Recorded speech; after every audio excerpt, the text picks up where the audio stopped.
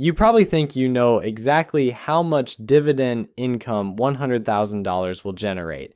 Most people do some quick math in their head, assume a decent dividend yield, and figure they've got it all worked out. But here's the thing that might completely change how you think about dividend investing. The actual income you'll receive from that $100,000 could be dramatically different from what you're expecting, and understanding why could be the difference between building real wealth and staying stuck in mediocrity. My name is Nick, and I help people understand how smart money decisions today create financial freedom tomorrow. If you're serious about building wealth through dividend investing, make sure to subscribe to the channel and hit the like button if this information helps you see things differently. Let me start with a question that reveals how most people think about dividend income. If I told you that a $100,000 investment could generate anywhere from $500 to $7,000 per year in dividends, which number would you immediately assume is realistic? Most people gravitate toward the higher number because it sounds more exciting and fits their expectations of what investing should deliver, but that assumption could cost you serious money over the long term. The truth is, both numbers are completely realistic depending on your strategy, but here's what nobody tells you about the relationship between dividend yield and total returns. It's not what you think. And it's definitely not what the financial media wants you to believe. There's an inverse relationship at play that most investors completely ignore, and it changes everything about how you should approach dividend investing. Before we dive into the specific numbers, let me ask you something else. When you picture dividend income, what comes to mind? Maybe you imagine checks arriving in your mailbox every month, providing steady cash flow that covers your expenses while you sip coffee on your porch. Perhaps you envision dividends funding your retirement lifestyle or paying for your kids' college tuition. These mental images are powerful and they drive a lot of investment decisions, but they might be leading you down the wrong path entirely. Here's where things get interesting, and this is something that even experienced investors often misunderstand. The amount of dividend income your $100,000 generates has almost nothing to do with how much money you'll actually have in the future. I know that sounds counterintuitive, especially when every dividend investing guru on social media is showing you their monthly dividend payments like they've discovered the secret to financial freedom. Let me explain what's really happening with 3 different scenarios, each using that same $100,000 investment. The differences in outcome might shock you, and they'll definitely change how you think about structuring your portfolio. Scenario 1 involves investing your entire $100,000 into a broad market index fund that tracks the S&P 500. Right now, you'd be looking at approximately $1,500 per year in dividend income.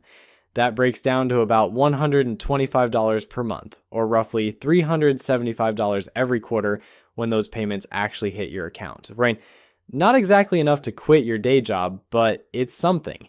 Here's what most people miss about this approach. While that dividend yield sits around 1.5%, the total return from this investment historically averages about 10% annually. That means the vast majority of your wealth building comes from capital appreciation, not dividend payments. Your shares are growing in value much faster than the dividends are accumulating, which is actually fantastic news for your long-term wealth. But let's say you want more dividend income because those monthly payments feel more tangible and exciting.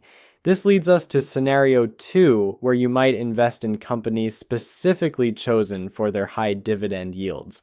Take a company like Iron Mountain, which stores and manages information for businesses. It's actually a real estate investment trust, or EIT, which explains why it pays such an attractive dividend yield of about 7%.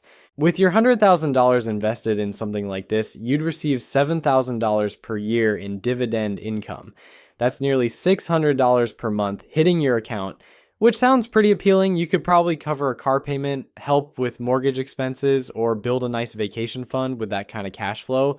This is where a lot of investors get excited and think they've found the holy grail of passive income.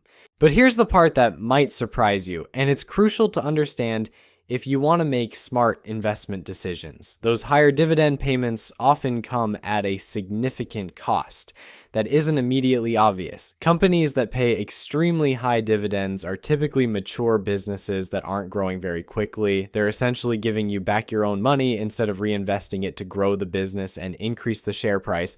Think about it logically. If a company has incredible growth opportunities and can reinvest their profits to expand the business, increase market share, and boost future earnings, why would they give that money to shareholders as dividends? They wouldn't. They'd reinvest every dollar they could to fuel that growth, knowing it will create much more value in the long run.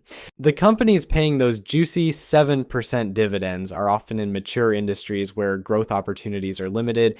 They've essentially hit a wall in terms of expansion, so they return profits to shareholders because they can't find better uses for the money within their business. This isn't necessarily bad, but it does mean you're trading potential capital appreciation for current income.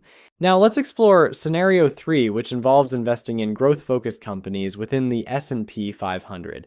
These are typically technology companies like Apple, Microsoft, Google, and Tesla. If you put your $100,000 into a fund focused on these types of businesses, your dividend yield might only be around 0.5%. That means just $500 per year, or roughly $41 per month in dividend income. At first glance, this seems like a terrible deal. You're getting less than 1/10 the dividend income compared to our high yield example, but here's where understanding the bigger picture becomes absolutely critical to your financial success. Thierry's, these growth companies are reinvesting their profits back into research and development, expanding into new markets, and building competitive advantages that will drive massive increases in their stock prices over time. The dividend payments might be tiny, but the total return potential is significantly higher. While you're receiving minimal cash flow today, your shares could be worth dramatically more in 5, 10, or 20 years. For younger investors who don't need immediate income, this approach often creates substantially more wealth over the long term. This brings us to one of the most important concepts in dividend investing that almost nobody talks about. The decision between high dividend yield and total return isn't just about investment strategy. It's about your personal financial timeline and what you're actually trying to accomplish with your money. If you're 25 years old and investing for retirement, chasing high dividend yields might be one of the worst strategies you could choose. You don't need income today. You need maximum wealth accumulation over the next 40 years. Every dollar you receive in dividends and spend instead of reinvesting is a dollar that isn't compounding and growing for your future self. On the other hand, if you're already retired and need your investments to generate income for living expenses, then higher dividend yields start to make more sense. But even then, focusing exclusively on dividend income without considering total return can be a costly mistake. Here's something that might blow your mind about dividend investing. The most successful dividend investors aren't necessarily the ones receiving the highest dividend payments. They're the ones who understand how to balance current income with long-term growth, and they know exactly when to prioritize each approach based on their financial situation and goals.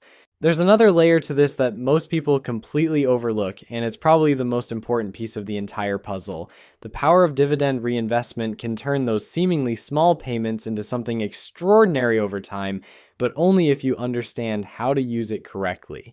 Let me paint you a picture that illustrates this perfectly. Imagine two investors, both starting with that same $100,000. Sarah decides she wants to see those dividend payments hit her bank account every quarter because it feels good to receive that cash. She takes her dividend payments and uses them for whatever she needs. Maybe it's a nice dinner out, a weekend getaway, or just extra spending money. Nothing wrong with that, right? Meanwhile, her friend Tom takes a completely different approach. Instead of spending his dividend payments, he automatically reinvests every penny back into buying more shares. It seems like such a small difference, but the long-term impact is absolutely staggering. After 20 years, Sarah's portfolio might be worth around $400,000, while Tom's could easily be worth over $600,000. Same starting amount, same investments, but that simple decision to reinvest dividends created an extra $200,000 in wealth. Here's where it gets even more interesting, and this is something that'll probably make you rethink everything you thought you knew about dividend investing. The companies that consistently increase their dividend payments year after year often end up being the best total return investments as well. It sounds backwards, but stay with me on this. Think about a company like Microsoft. 20 years ago, they were paying a tiny dividend that most income investors probably ignored, but they've increased that dividend payment every single year since then, and guess what happened to their stock price during that same period? It absolutely exploded. The dividend yield when you bought the stock 20 years ago might have been 1%. But because you held on to those shares, you're now earning a much higher yield on your original investment, plus you've seen massive capital appreciation. This is what dividend growth investing is really about, and it's why some of the smartest investors focus on companies with a track record of consistently raising their dividend payments rather than chasing the highest yields available today. A company that can afford to increase its dividend every year is telling you something important about the health and growth trajectory of their business. But here's the part that might make you laugh or maybe cry, depending on how you've been approaching dividend investing. Most people do exactly the opposite of what actually works. They see a stock yielding 8 or 9% and think they found some hidden gem that everyone else missed. Meanwhile, they ignore companies yielding 2% that have been increasing their payments for decades. It's like choosing a restaurant based solely on the size of their portions without considering whether the food actually tastes good or won't give you food poisoning. Sure, you might get more food for your money, but you're probably going to regret that decision later. The reality is that extremely high dividend yields are often warning signs, not opportunities. When a stock is yielding significantly more than its peers, it usually means one of two things is happening. Either the company is in financial trouble and investors are selling the stock, which mathematically increases the yield, or they're paying an unsustainable dividend that they'll eventually have to cut. When companies cut their dividends, two bad things happen simultaneously. The income you were counting on disappears, and the stock price typically plummets because dividend investors abandon the stock en masse. It's like getting hit by a financial double whammy that can take years to recover from. I've seen investors get absolutely crushed by this scenario, and it's completely avoidable if you understand what to look for. The key is focusing on companies that can comfortably afford their dividend payments and have room to increase them over time rather than stretching to pay the highest yield possible. Now, let's talk about something that most dividend investing content completely ignores, but it could dramatically impact your results. Taxes. Yeah, I know, everyone's favorite topic, right? But understanding the tax implications of dividend investing could save you thousands of dollars over time or cost you thousands if you get it wrong. Here's what most people don't realize. Not all dividend income is taxed the same way, and where you hold your dividend-paying investments can make a huge difference in how much money you actually get to keep. If you're holding dividend stocks in a regular taxable account, you're going to owe taxes on those payments every single year, whether you spend the money or reinvest it.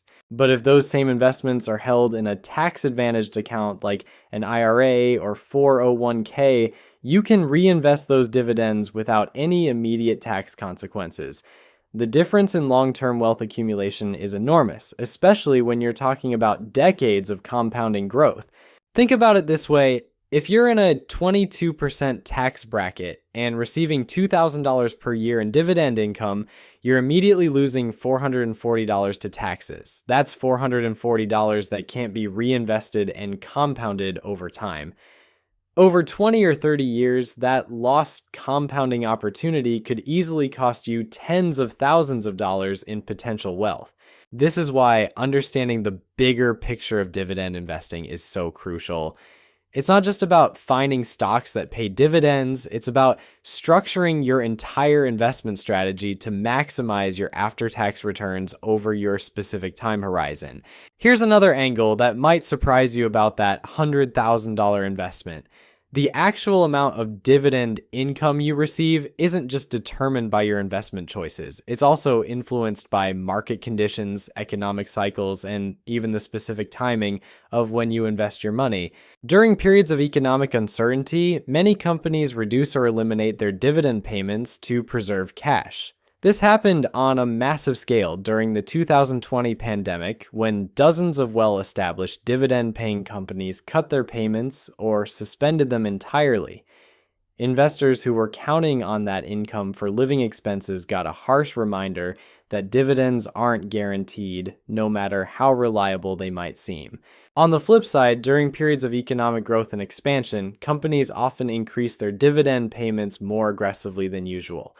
This means your dividend income from that same $100,000 could vary significantly depending on when you invest and what's happening in the broader economy. The smart approach is to view dividend income as one component of your overall investment returns, not as a guaranteed income stream that you can count on indefinitely.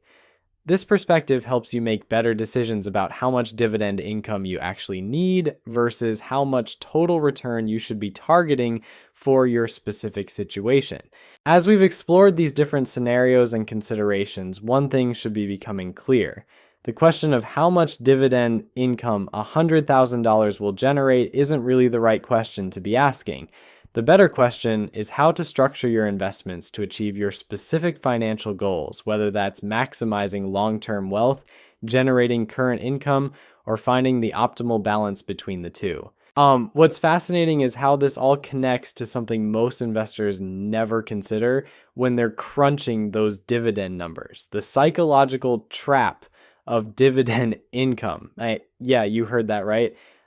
There's actually a mental trick your brain plays on you that can sabotage your wealth building without you even realizing it's happening.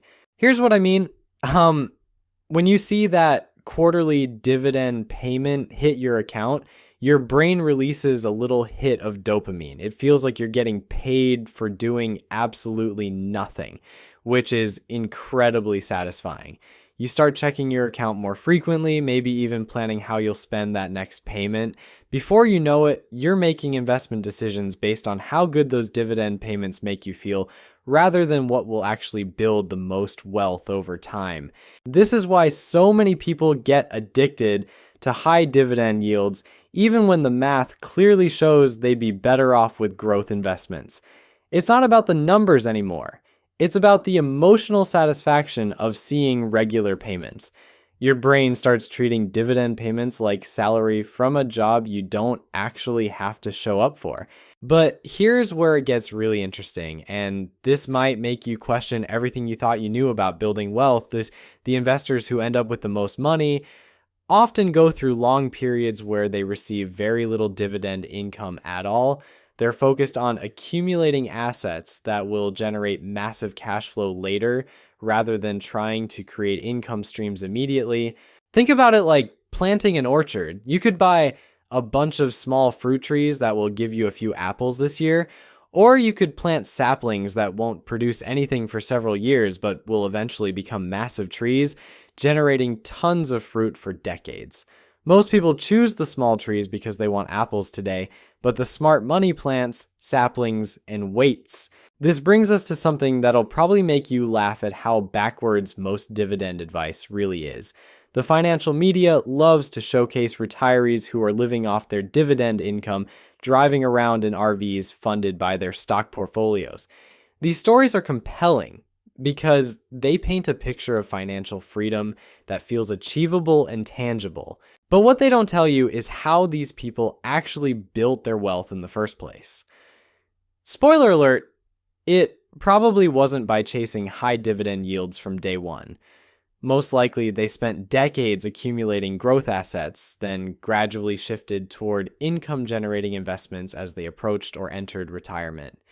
The dividend income you see today is the result of smart wealth building decisions made 20 or 30 years ago. Here's another reality check that might sting a little. If you're under 50 and you're obsessing over dividend yields, you're probably doing it wrong. I know that's harsh, but think about it logically. You've got decades for your money to compound and grow. Why would you prioritize getting small payments today when that same money could be turning into substantially larger amounts over time? It's like being offered a choice between receiving $5 every month for the next 30 years or receiving nothing for 29 years and then getting $10,000 in year 30. The monthly payments feel more satisfying psychologically, but the lump sum is obviously the better financial choice. Yet this is essentially the decision many young investors are making when they chase dividend income. So there you have it. That $100,000 could generate anywhere from $500 to $7,000 in dividends, but the real question isn't how much income you'll get today. It's how much wealth you'll have tomorrow. Stop chasing those shiny dividend payments and start thinking like someone who actually wants to get rich. Your future self will thank you for it.